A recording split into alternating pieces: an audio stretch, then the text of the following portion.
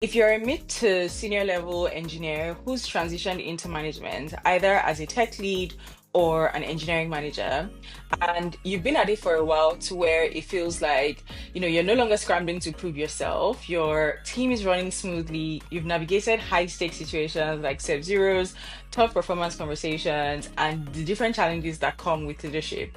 And now you're feeling like things are just fine, right? You're doing good work, but something feels off, or you're not learning like you used to, and you're wondering to yourself, am I still growing? Then this episode is for you. We're going to talk today about the different zones in your career and how to approach both of these zones to get the best out of whatever situation you find yourself in. Hi, and welcome to Come Tech with Us, the podcast where we talk about all things engineering leadership and career development in tech. I'm Ibukun Itimi, your host, and I'm an engineering leader, career coach, and someone who's been through the real ups and downs of building a career in tech for the past decade. And I'm here to share all of those lessons with you so that you don't have to figure it out alone. So, going into today's episode, this really just came about because I had an interesting conversation, last week, and it got me really reflecting on my own career and what long-term growth actually looks like, especially as a manager. So I've been a manager now for almost, more than half of my career. And even though things have evolved over time, I never really took the time to think about, what has growth looked like at different points in my career. And this question was pretty much just like a trip down memory lane. Um, you know, and so this person asked me, how do you keep yourself challenged and growing as a manager? But as we talked about it and got to the root of it, I realized that this person just felt a bit bored in their career. And the moment we got there, I kind of realized that, wait, this is a feeling that I'm very familiar with. And this is also a conversation that I've had with different, people at different points in their career, either as tech leads or engineering managers. And I realized that it's something that most of us will go through, especially as we, grow as managers, as we get into the routine of things, and as we build a team that is highly effective, that has a lot of autonomy. Your team might not, need you as much as they used to, whether, when you first started leading the team or, when you joined the team or, whatever it is. And that's because the goal, as a manager is to really build a team that can, work independent of you being, available. You don't want people that you're micromanaging. You want people who you want to grow and be able to like take responsibilities and take on leadership of their own scope. And so the more you do that, the more you realize that your team doesn't rely on you for like day-to-day stuff, right? You've put all these processes in place to where they can operate fairly independently. And so that begs the question of like, so what am I doing? You're attending all these meetings, you're doing one-on-ones, and things seem to be going fine, but there's always just that question at the back of your mind that I could be doing more. And this is even more unsettling, especially when you have like an engineering background and you've been in the thick of things before, where as an engineer, like you're constantly building new things, you're constantly up at night thinking about code, thinking about how to do things the right way. And once you have this transition to where you might not be under as much pressure, or not as much pressure, but like a different kind of pressure, I would say it's, I guess it messes with our sense of value. And I talked about that in the very first episode of the podcast, but it comes back to that, really questioning what is next in your career, what value am I going to be able to bring. But I'm not going to talk about, the value part because we already talked about that before. But instead, I'm going to talk about, recognizing the different zones in your career and how to approach them, right? So I realized, after thinking about it and after reflecting on the conversations that I had, that like there have been two different zones in my career. We have the comfort zone and then the discomfort zone. And the reason why like these were like the words that came to mind was because I recently took on a lot of responsibility at work, and it's like, okay, I started off at this place where I was like in a constant panic, not really because, of the responsibilities themselves, but just that like anxiety to perform and be really good at my job. And I also take, being a manager really seriously because I know that it's not just about me, it's about like what, like the 18, 19 people that get to report to me and how I'm able to influence their careers. It's about how I'm able to show up for my team, how I'm able to advocate for them. So I really see that a lot of the things that I do and the way that I think, would have as much, would have a lot of impact, not just on my career, but on their careers as well. And so it really put me under like a lot of pressure to just like start performing, at the expected level and, to be able to bring my best to work, right? And that took a few months to kind of settle into. And then I was having a conversation with a colleague and I'm like, you know what, it feels like things are a bit more stable these days. I'm not, feeling as stressed as I was in the beginning. I feel like I'm getting the hang of things. And he said something to me that I thought, I didn't think about it that way before, where he was just like, oh, this is your new comfort zone. And so I realized, oh, so basically we're just going from comfort zone to comfort zone. And then the in between is what, I would call the discomfort zone. And so those are the two different zones that we're going to be talking about today. So the names are pretty descriptive, right? So comfort zone, work starts to feel a bit repetitive, things are stable, you have a handle on your day to day, and nothing feels like particularly stretching or uncomfortable. And while that could be unsettling, given, if you're used to a more high-paced career, it's also like a blessing in disguise, right? It's a time for like reflection, for getting some balance back into your life and getting some balance back into your career. But I understand that also it can be really unsettling, and we'll talk about how to deal with that. On the other hand, you have the discomfort zone, which is where everything feels new, uncertain, there's a lot of challenges. It could be that you have a new job, it could be that you have a new set of, responsibilities, or you're just in an unfamiliar environment where you feel like you have to bring your game, or, you have to constantly be on your toes and like figuring things out. And these are often periods of high growth, right? But it comes with its own challenges because obviously you're in a period where sometimes there's a lot of self-doubt, there's a lot of anxiety, there's especially, performance anxiety to do really well. And that could, often be a really challenging, period of your career. But the truth is, both zones matter. We need to kind of be able to go from comfort to discomfort, at different points in our career because we have this balance of rest and then stretching. So it's like rest and growth, rest and growth. And that means that we can kind of, pace ourselves towards like growing in our careers without burning out.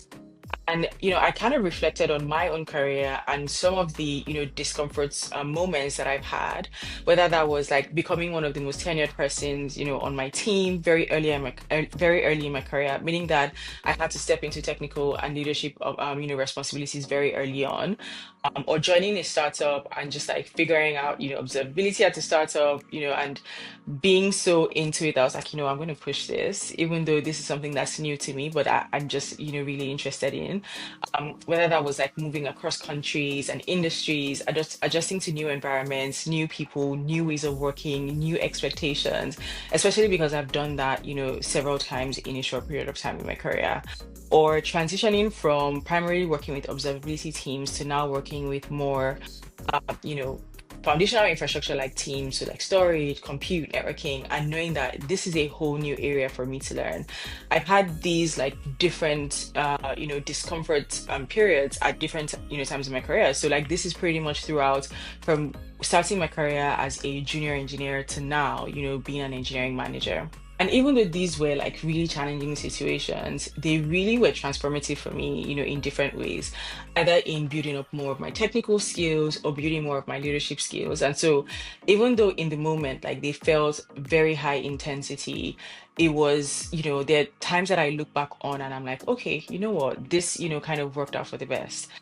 And on the other hand, you have the comfort zone where, it's more of a period of consolidation, right? So you're resting in between these like intense seasons. You're able to reflect on your long-term, reason for even doing all these things, right? Because when you go from like a high growth period to a period of rest, you can actually take stock of, okay, what have I been doing, this whole time? How does that lead, to the things that I want to do in the future? Does this even work with my long-term career path? Are there other opportunities that I want to, be taking advantage of, or new things that I want to do? And this is a safe space to also prioritize, life outside of work, whether that is like parenting, needing to breathe, needing to give yourself more time, outside of the busy schedule of like work and your 9 to 5, to just live and to just do things that are more fun. And so sometimes like staying in the comfort zone, can be a good, decision to make for a while. The key thing is knowing how to navigate these zones intentionally. No matter where you are now, they're like reflections that have helped me, in both zones, and I will share those with you. So let's start with the discomfort zone. You need to define your goal. Like, what do you want to walk away with? Do you want more skills? More experience? Do you want a promotion? Are you kind of willing to go through, this period in time of your career because you know that you're going to come out on, on the other side with something that would make it worth it? You need to distinguish growth from toxicity. So discomfort isn't always good. I know I've said, throughout this episode that you should be, thinking about discomfort in a different way, but you also want to be paying attention to, is the environment that I'm in and are the things that I'm doing, actually giving me the opportunity for growth that I'm seeking, or am I just giving and getting nothing back in return? Because that could be a red flag. Now, the other thing that you need to do is find your support system. This might be a coach, a mentor, a manager, or peers who are going through very similar situations as you. It's really helpful to be able to exchange notes, to be able to like learn from other people's wisdom and experiences. And so it could be a period where even if you're struggling to see the other side of it, you're able to have this conversation with, a manager, a peer, a mentor, and they're able to help you really think through, okay, this is what could come out at the other side of things. You also want to be very transparent, especially when you have support within your organization. You want to share your needs, your struggles, talk to your manager.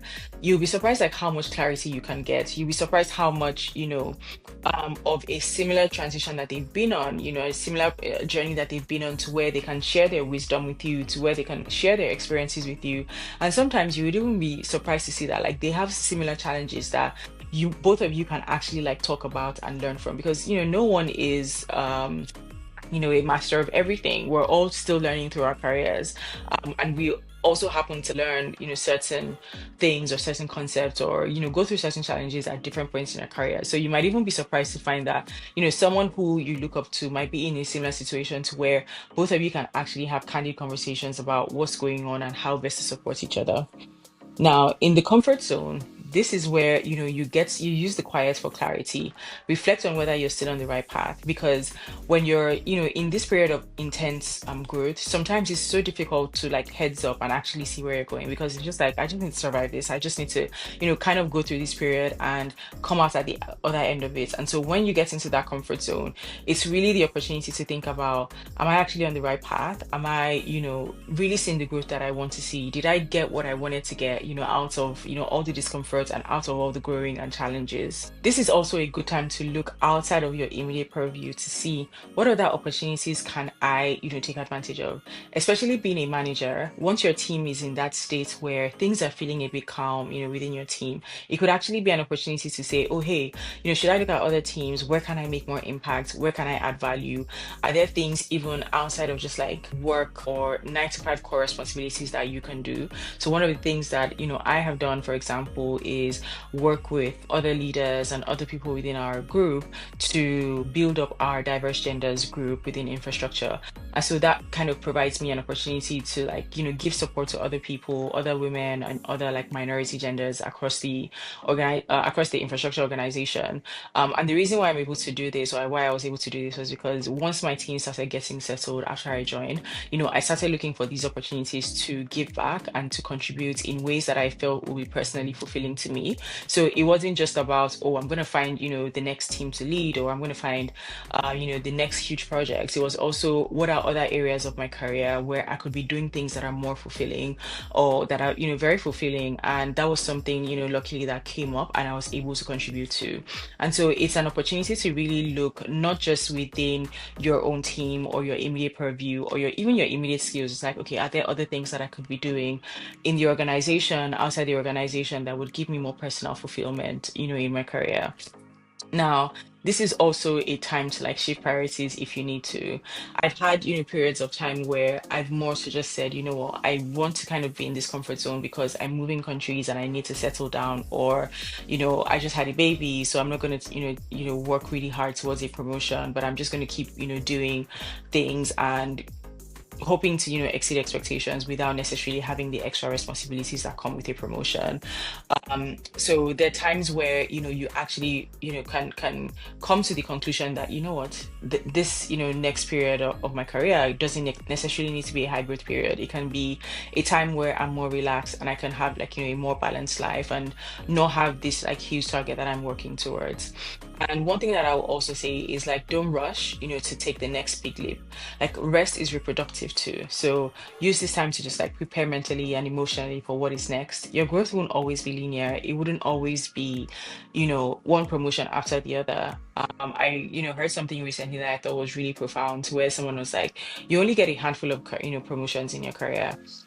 Especially when you look at the career ladder, like the more you grow, the less, the slower your promotions would come. And so it doesn't always have to be the thing that you're going for, where it's like, oh, I, have to get this promotion at this time and I'm working really hard year after year.